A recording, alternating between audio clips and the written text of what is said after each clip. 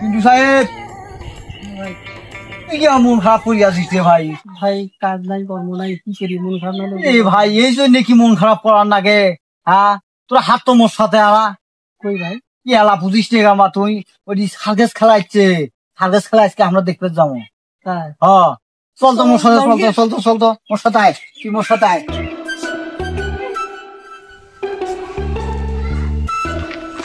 তুই আমাকে এমনি এমনি নিয়ে আসবি, কোনো সার্কাস খেলাও নাই, কোনো পাতা খেলাও নাই, এটা তো হইলো কাজটা। আর কইস নে রে ভাই, ওই যে আমার সাধু চা আছে না, সকমল দাদার বেটা সাধু চা, ওই মোক আমার কছিল যে মাঝে ধরে দোকানের সামনে তাই সার্কাস খেলা আসবি, বুঝিস?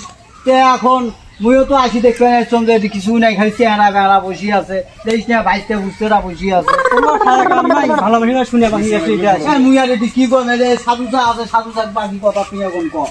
কে ভাই? তোমরা একটা কাম করছেন কে ভাই জানিয়ে শুনে? হ্যাঁ ঠিক আছে, আমরা তো শুনছি যে সার্কাস খেলা হবে।